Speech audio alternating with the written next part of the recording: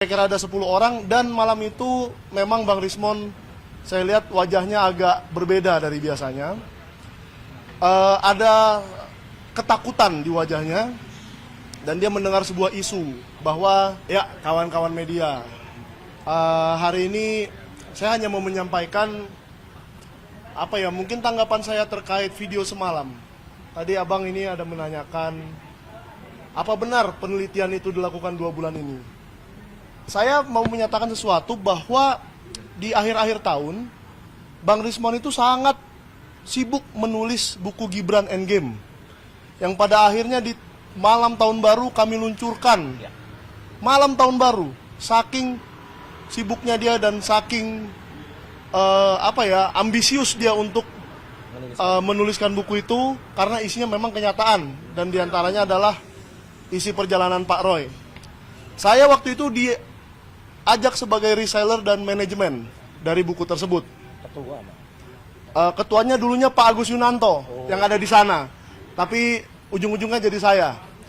Nah, yang saya mau katakan, di bulan Januari kami itu sangat sibuk keliling bedah buku, di Car Free Day, dan marketing buku.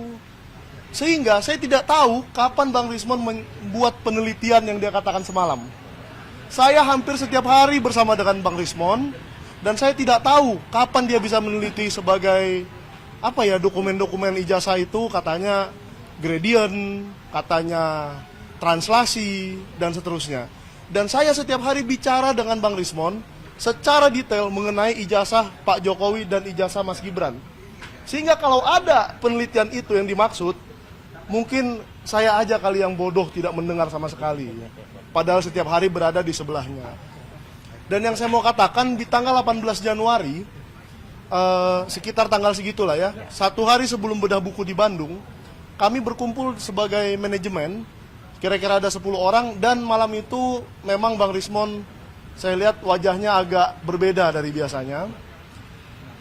Ada ketakutan di wajahnya, dan dia mendengar sebuah isu bahwa akibat buku itu akan ada sesuatu konsekuensi buruk yang dia alami. Dan dia menanyakan kepada kami bersepuluh manajemen yang waktu itu masih lengkap di Bandung, apa yang harus dia lakukan. Dan saya katakan kita tidak mundur satu langkah pun mengenai buku ini, karena buku ini isinya kenyataan. Buku ini tidak ada fitnah sama sekali dan hanya berisikan wawancara dan dokumen-dokumen yang menyatakan tentang pendidikan Gibran. Jadi dia tidak perlu takut. Tetapi sejak hari itu, paginya bahkan, kami mendiskusikan untuk mengirimkan sebuah surat ke Bapak Joko Widodo di Solo, yang akhirnya tidak jadi. Nah, tidak perlulah saya katakan surat itu isinya apa, tetapi mulai dari hari itu saya memang melihat ada sesuatu yang berbeda dari Bang Rismon yang saya kenal 1 tahun terakhir ini. Jadi saya lagi-lagi mengutip Pak Refli tadi, mungkin memang saya juga menduga ada sebuah tekanan yang sedang dialami Bang Rismon. Dan kalau memang ada tekanan, ya mungkin Bang Rismon sudah memblokir nomor saya, tapi tidak apa-apa. Saya membuka lagi kok. Kalau memang Bang Rismon ingin berdialog dengan saya, kita selesaikan masalah ini. Tapi jangan mengkhianati apa hasil penelitian yang Bang Rismon selama ini sudah katakan, termasuk di channel saya di Sentana. Karena saya yakin itu adalah kebenaran. Dan bukan hanya saya saja yang kecewa, bahkan peneliti-peneliti lain yang selama ini bersama-sama dengan kita, salah satu contohnya Topi Merah yang pernah di Rakyat Bersuara di iNews, itu juga sangat kecewa. Karena selama ini kita selalu menguji itu bersama-sama ya Pak Roy.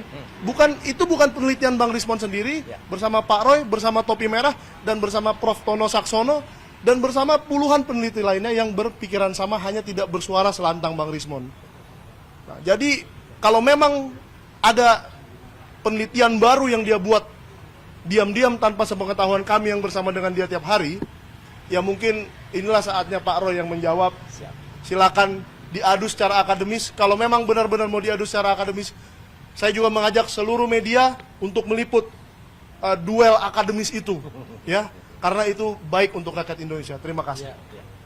Sekian aja dari saya. Saya harus menyampaikan, tadi saya memulai dengan pertanyaan apakah bukan menduga. Ya.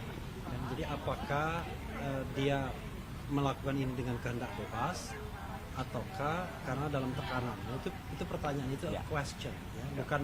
Bukan statement saya menduga, tetapi pertanyaan. Nah, pertanyaan itu akan kita klarifikasi, kita verifikasi. Salah satunya adalah dengan bertemu langsung dengan Rismon yang unfortunately sampai Belum hari bisa. ini belum bisa. Jadi itu ya. Jadi kita tidak bisa juga mengatakan kecewa dulu dan lain sebagainya. Karena kalau misalnya jawaban dari apakah iya dia ditekan misalnya, justru kita prihatin jadinya. Ya, oke.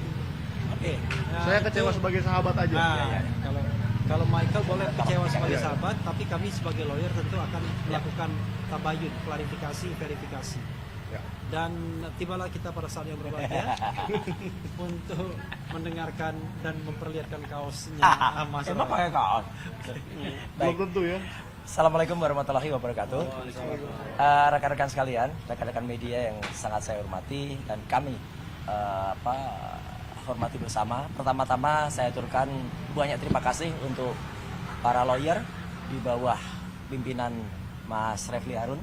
Di sini ada juga Pak Akatiri, ada Pak Ramdan, ada juga Pak Wirawan, ada juga Huda ya, dan juga yang lain. Sahabat saya juga Michael Sinaga ya. Intinya begini ya. Persoalan ini memang persoalan yang tidak sederhana. Kalau saya bawa gambar ya. Nah, ini kan lagi ada kontroversi sekarang ini. Panjang kontroversinya. Pertanyaannya adalah apakah ini sama pertanyaannya Mas Refli? Apakah ijazahnya palsu? Ini pakai tanda tanya ya. Kemudian yang di sini apakah ijazahnya asli ya. Nah, ternyata kalau penelitian kami dalam buku Jokowi White Paper 99,9% itu adalah palsu ya. Dan itu ini sekaligus menjawab apakah ada perubahan sikap terhadap statement yang sudah disampaikan oleh sahabat saya atau sahabat kita semua Bang Rismon Hasyolan Sianipar. Tidak, jawaban kami berdua. Setidaknya saya kemarin juga ngobrol dengan Dr. Tifa langsung ya, video call bahkan ya. Video call. Jadi kami mengatakan kita tidak mundur 0,1% pun. Kenapa 0,1%? Yaitu sisanya dari 99,9%. Itu 0,1%. Ya, jadi kita tidak mundur. Nah, maka kalau kemudian sekarang kalau orang mengatakan kalau begitu kontroversinya panjang, iya. Kontroversi ijazah ini tidak akan pernah tenang. Karena ada saja akal-akal yang dibuat, ada saja upaya dari pihak seberang yang berusaha melakukan itu. Dan apa yang terjadi pada sahabat kita, Rismon Hasyolan Sianipar, saya juga tidak bisa menyatakan itu yang terakhir atau itu yang final. Karena bisa jadi itu masih terjadi lagi. Karena sehari sebelum kejadian Bang Rismon kemarin, saya juga menyampaikan di depan acaranya Bang Eros Jarot di gedung GPN akan ada satu lagi nih tampaknya gitu. Karena saya sudah mencium saja hari itu. Ya. Bahkan sebelumnya apa yang tadi Michael sampaikan itu juga kita sudah mendengar itu. Cuman saya berusaha untuk tidak kemudian terpengaruh sama sekali dan sampai detik ini alhamdulillah kami tidak terpengaruh, bukannya saya, kami tidak terpengaruh sama sekali. Dan ini yang penting, statement dari Bang Rismon itu sebenarnya tetap konsisten sampai dengan tanggal peristiwa ini. Ini tanggal 26 Februari di salah satu kafe di mana ada Dr. Tifa itu meluncurkan 2 buku. Ya gitu, ini gambarnya. Maka ini ada RJ Rocky Gerung ya gitu. Bukan RG tapi ini RJ. Ya, itu ada analisis neuropolitika dan lain sebagainya. Itu Bang Rismon masih dengan statement yang sama persis dengan yang kita kenal. Jadi ini sekaligus menguatkan statementnya Michael, pertanyaannya Bang Refli, kalau tidak ada perubahan atau tidak ada apapun yang terjadi. Maka di kesempatan yang sangat baik ini, kalau saya, ini bulan suci Ramadan. Kalau biasanya saya mengatakan menunjukkan dengan wayang, kali ini saya nggak bawa wayang ya, karena setan-setan takut sama polisi. Setannya ngumpet semua. Yang saya tanyakan, saya mendoakan semoga sahabat kita Rismon Hasyolan Sianipar ya itu diberikan hidayah oleh Allah Subhanahu wa taala, diberikan pencerahan, diberikan hal yang terbaik untuk dia, perlindungan juga ya kepada dia. Karena apa? Karena mungkin apa yang dia katakan, prediksinya pertanyaan Mas Rafli, keberatannya Mas Michael dan teman-teman semua, itu ya mungkin saja itu dialami. Jadi kita mendoakan saja ya, semoga yang terbaik. Tapi kami tetap terus jalan, kami tetap terus menegakkan, dan terima kasih atas semua supportnya. Ada pertanyaan, kenapa nama media dan YouTuber tidak Mas tulis dalam panjang? Loh iya, karena itu tulisan itu saya berikan kepada media. Jadi kalau tidak diberikan kepada media nggak saya tulis di situ. Ya, yang saya berikan kepada sahabat saya tulis. Media, YouTuber gitu, saya tulis. Ya, tapi yang saya berikan kepada media itu nggak saya tulis karena itulah. Saya juga mengucapkan terima kasih kepada sahabat-sahabat ibu-ibu, ya mak-mak, ada di ARM, ada di KNPRI, ada di Forum Aksi yang selalu membersamai kami. Dan terutama juga kepada sahabat-sahabat kita, Dr. Bonatua, ya, kemudian Dr. Leoni Lydia, Mas Sam, kemudian Mas Lukas Luarso, dan juga kemudian Pak Mokolensang dalam grup Bon Jowi. Pak Petrus Celestinus juga ada di situ, dan juga dalam grup lawyer satunya yang sebentar lagi nanti juga akan press conference. Nah, akhir kata, saya ingin mengatakan ini memang persoalannya tidak sederhana. Ya. Persoalannya sampai ke Israel dan sampai ke Iran sana. Kenapa? Karena mereka pun akan berjanji mengakhiri perang kalau Jokowi menunjukkan ijazah hasilnya. Itu ya. Jadi itu yang saya dengar, apa mungkin pendengaran saya salah atau iya, apa? mungkin salah. Tapi kabarnya itu. Jadi sekali lagi kita doakan saja. Dan ini kalau ini memang ijazah palsu karena namanya Jodo Widoko. Ya, Jodo Widoko. Nah, ini memang palsu. Dan apa yang ingin saya sampaikan di kesempatan hari ini, mari selain kita mendoakan yang ada, mari kita ikuti, kita nikmati percaturan atau permainan kartu yang dimainkan oleh si Jack. Apa itu si Jack? Nah ini Jack. Wah. Ini si Jack. Ya. Ada jacknya. Ada Jacknya. Ya ini Jack lo ya. Jack apa? Jack sekop? Bukan Joker atau apa. Ini Jack. Ya Jack. Dan Jack inilah yang termasuk salah satu yang diketemukan pada saat sidang CLS. Dan itu di Desa Ketoyan. Ada penelitiannya. Oh iya. Bang Michael. Respon juga, Bang Michael, Pak Janes juga ada di sana. Jadi ya itulah kenapa itu tiba-tiba bisa berubah dalam tempo mungkin hanya 1-2 hari aja. Tapi sekali lagi berikan hidayah. Ya, kita memohon kepada Allah Subhanahu wa taala semoga sahabatku Respon diberikan hidayah. Sekian, terima kasih. Amin. Bang. Wassalamualaikum warahmatullahi wabarakatuh. Ya. Merasa kecewa nggak Bang dengan sikap Bang Rismon yang Enggak ada. Kami peneliti itu menghilangkan sikap-sikap emosional, sikap-sikap kecewa, sikap-sikap non ilmiah. Ilmiah itu adanya ya atau tidak. Jadi saya hanya mengatakan kami tetap terus. Kalau ada sahabat yang kemudian mungkin ya merasa kurang nyaman, silahkan saja mungkin penelitiannya mau diulangi. Kan yang bersangkutan mengatakan penelitiannya berkembang terus kan. Ya siapa tahu kemarin terus nggak menemukan, terus besok menemukan lagi. Nah, gitu kan bisa.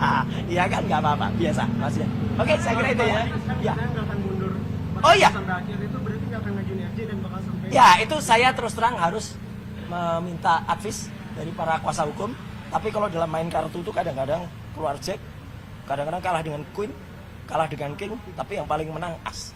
Nah, itu ya. Itu Kartu jadi- asnya masih disembunyikan. Kartu asnya masih disembunyikan, kartu jokernya masih disembunyikan.